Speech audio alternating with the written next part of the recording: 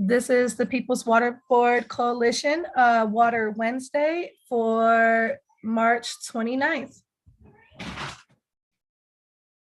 Welcome, welcome, welcome, beloved community. I'm thrilled to be here with you today to have an upbeat, good Water Wednesday where we're not talking about the worst things on the planet. We're actually talking about some really, really good legislation that we're hoping you all can help us get pushed through. So welcome today. You might notice my co-host Nicole is not with us. She's not feeling well. She's in Chicago and she had some breathing problems, so she's not with us. So everybody send her a whole lot of love. And I am thrilled to have Mary Grant with me today. She is the Public Water for All campaign director for Food and Water Watch. She actually is the expert on all things affordable water. You can ask her anything when it comes to that. Mary, welcome to the People's Water Board Coalition Water Wednesday webcast. Thank you. And thank you so much for having me today. Yeah, we had you once before. I think it's been a year or so. So it's good to have you back on, and especially with this amazing legislation. Just as I was reading it, it's comprehensive. And since it's a short show, we're going to get right into it. Can you share with our listeners exactly what the Water Act is and, a little bit of history about it? Oh, sure. So the Water Act, it's an acronym. It stands for the Water Affordability, Transparency, Equity, and Reliability Act. It's in Congress right now, introduced on World Water Day last week by Representative Bonnie Watson-Coleman with Ro Khanna, Senator Sanders in the Senate, and it has more than 70 co-sponsors in the House and Senate right now. So we're very excited about it. The origins of the Water Act actually came after the Flint water crisis. Back in 2016, we were working with John Conyers, Representative John Conyers from Detroit, on a solution to prevent another Flint water crisis from happening. Because part of the issue that underlies it, it's systemic racism, it's intentional disinvestment in communities, and particularly communities of color. So the Water Act is a vision piece. It's about how we can fully fund our water systems to make sure that every single community has the resources they need to provide safe and reliable water service for everyone. So it addresses water systems, wastewater systems, rural households with wells, rural households with septic systems, providing that funding that will reach each community, at least half of it prioritized as grants for disadvantaged communities. So, and at the funding level that EPA says we need to be spending. So it's more than $35 billion each and every year, and a dedicated trust fund just for our water infrastructure across the country. So this is the vision. It's to prevent another water crisis. It's to make sure communities have the resources they need to make the improvements that are necessary to protect public health, but also not overburden households with increasing water bills. In absence of that federal support, localities are having to make these improvements on their own, and it's leading to higher and higher water rates on households who can't afford it. Are already stretched. Yeah. They're already stretched, and that really the equity of it. That's really what we've always pushed for. Is it can't fall. Fixing the infrastructure cannot and should not ever fall on the ratepayers, because they're already struggling to make their ends meet. So, and that was a huge part of here in Detroit, for sure, what we were fighting for, making sure that didn't fall on ratepayers, and so important for that part of the legislation. Absolutely. How will we get those funds to frontline communities? How do we make sure we get those funds to frontline communities, and how will it impact them once we do get those funds to them? How can they be used to make their lives better?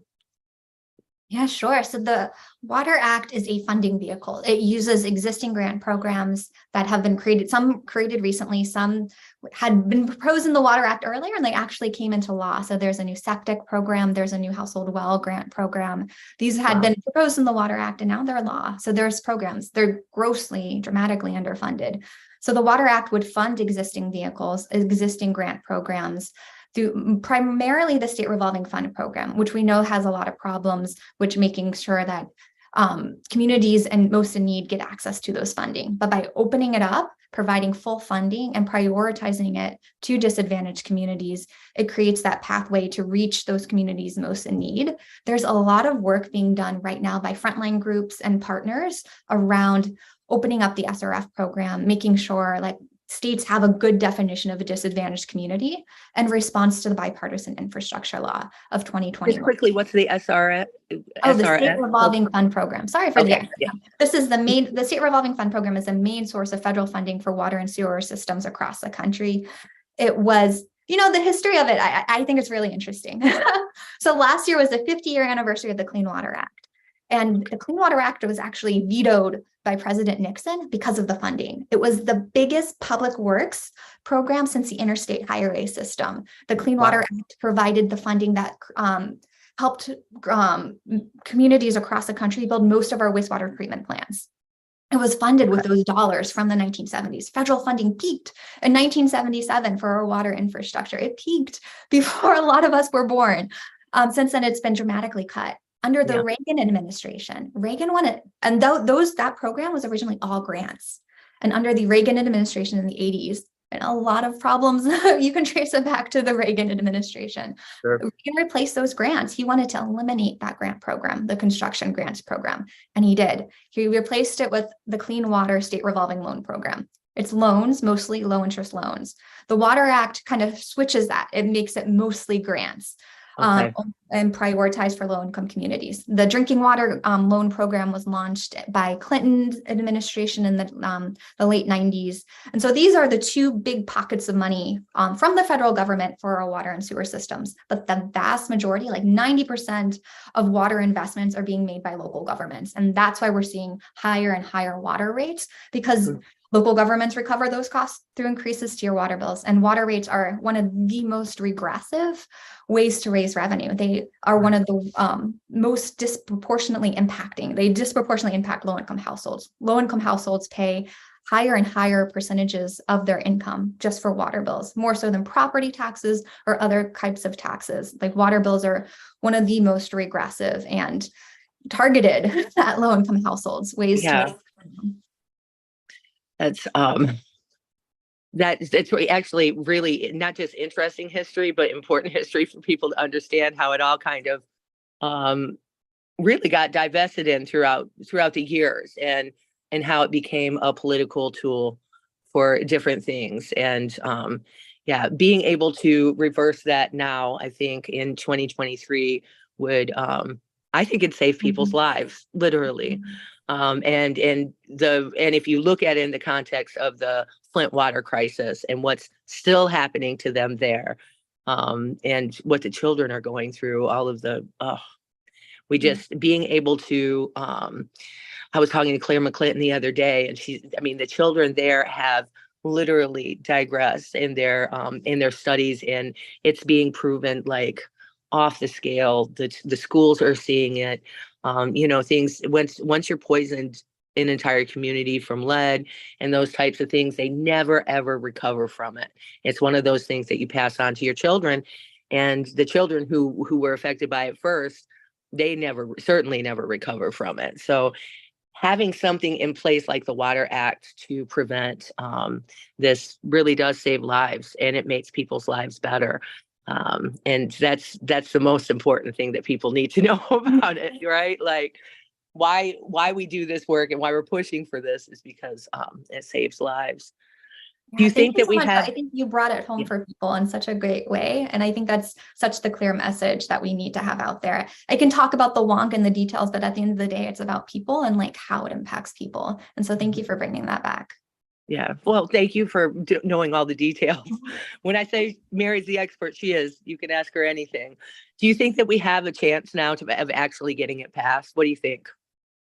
So I think, first of all, the money is there. We used to provide the money for our water systems. It peaked in 1977. And so the bipartisan infrastructure law was a step in the right direction, but it was only about less than a tenth of what we actually need to be spending.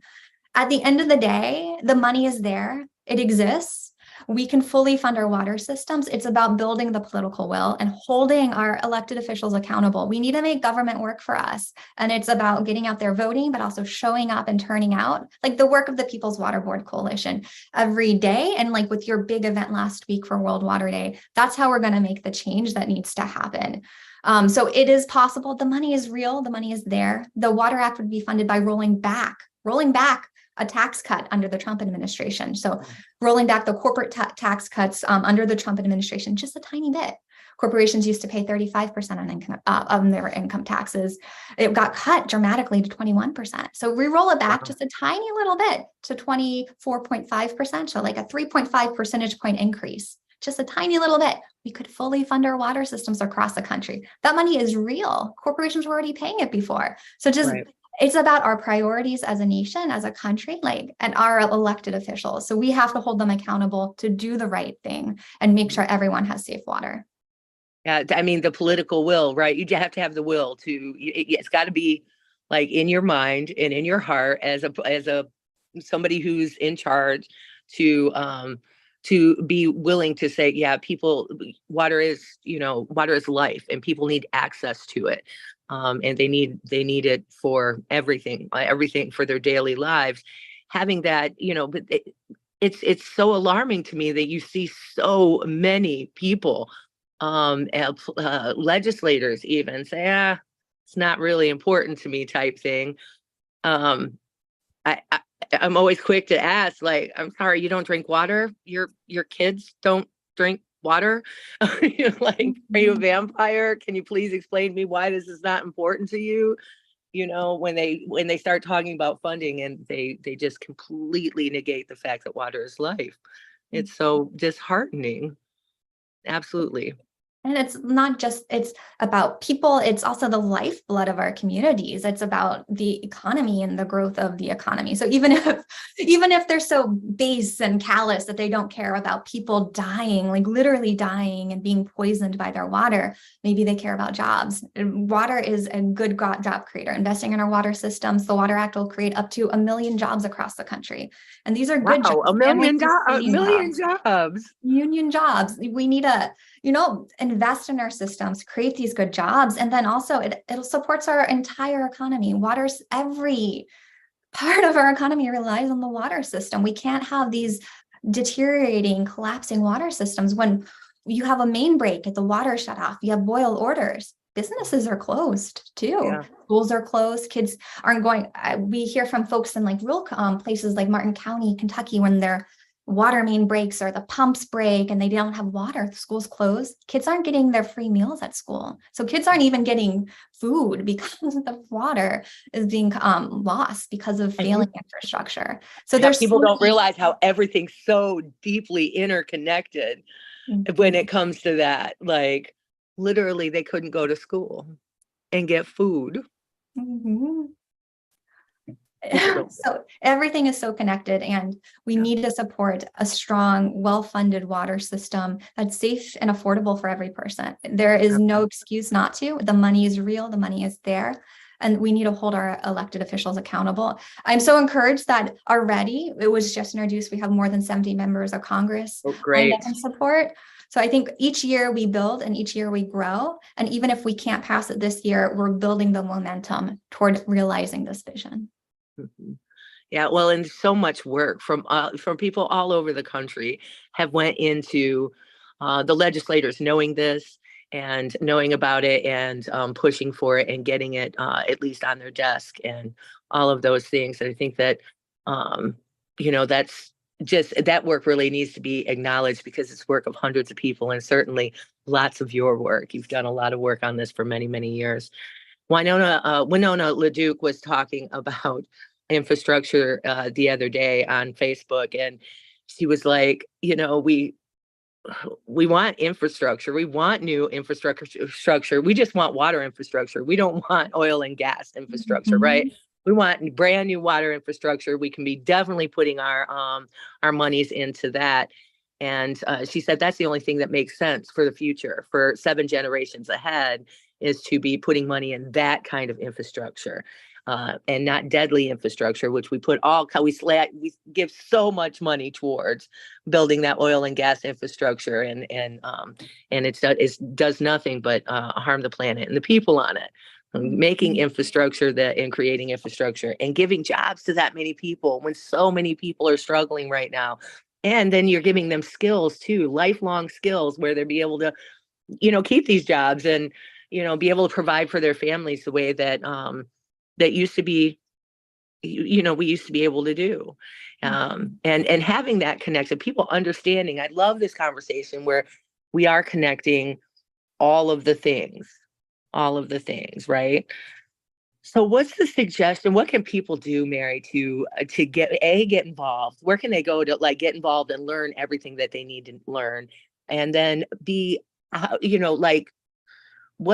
is there specific lawmakers that we really need to target and call up hey, say it's something along the lines that you just said, this will help jobs. If you're not worried about water, maybe you are worried about jobs. Maybe you're worried about the fishing industry, right? Or these other things, right?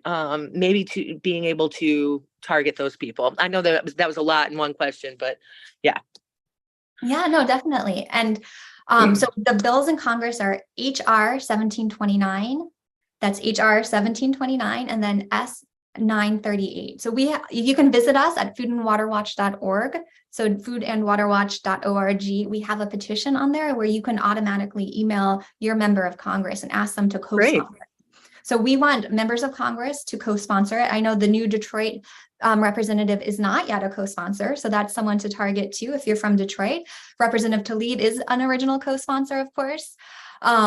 But not your other new member of Congress. You can also target your senators. Stabenow and Peters have not co-sponsored it yet either. So asking them to co-sponsor it and to make a commitment to safe water, you can call them too using the congressional switchboard, or take action with the email petition, or just email them directly on their webpage. They usually have a contact form. So definitely reach out to your members of Congress, ask them to be a co-sponsor of this important legislation, HR 1729 S 938, to make a commitment to safe water for every person. And I also want to say that the Water Act came in the wake of the Flint water crisis. And what you were just saying about Winona LaDuke talking about needing water lines, not oil lines, right? That was a rallying cry around the Keystone Pipeline fight, because it coincided with the Flint water crisis. It was we need water lines, not oil lines.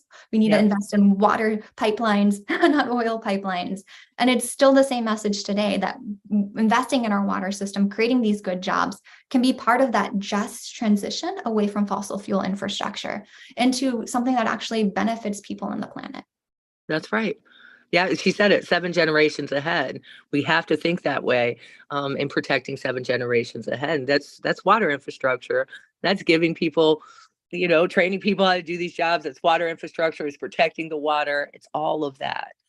And it's, with the looming threat of Line 5 through the Great Lakes every day, Michiganders know. They know. It doesn't matter what side of the aisle you're on. You stand against that. You know that it's so wrong to have those oil pipelines running through. They know the threat. We know full well the threat. So getting that perspective and that thought process out on a national level, so everybody's fighting for water infrastructure, and we're coming together in a real way, saying loud and clear that it has to be done. It has to be done to save people's lives, to save the nation's life, honestly. And just so important. Anything else that we missed, Mary, that our listeners need to know?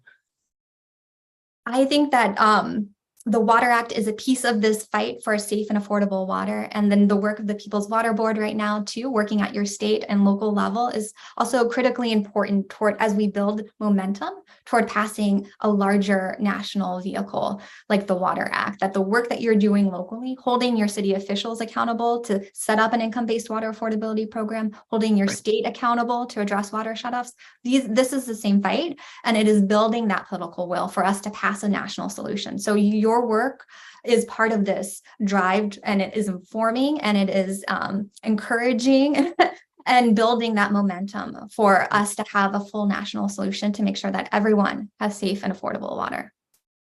Well, the second it passes, I say we have a big in the streets party nationally. Let's do it. We can toast clean water. Yes. Because we don't get to celebrate our wins all the time, and that would be a huge win. That would just be great. And I can see it. The thing is, you can almost taste it. We've been working on it so long, you can almost taste it in this moment, and it would be so great. Mary, thank you for all the work that you do. I appreciate you, and all the work that gets done at Food and Water Watch. They're great. They're just great coalition members that have always been really important to the People's Water Board, and certainly the work that you do every day. My friends, we're going to put a whole bunch of links in the comments for you to learn about it. We'll put the petition link in the comments. I'll go and do that right now when we get off, so that you can just go look in the comments and click on it and go and learn about it and sign the petition and handle it any way that you want to by emailing your legislators, your senators, all of that. So, yeah. And thank you for my tech person behind the scenes, and Angelica Benson. We appreciate you for doing this work. My beloved community, I thank you for participating in World Water Day this last week. We missed Water Wednesday, but we have an amazing Water Wednesday planned for you next week. I'll be giving you a sneak peek in a couple days on our social media. And so tune in next week. And until next time, try to take care of each other and try to stay afloat.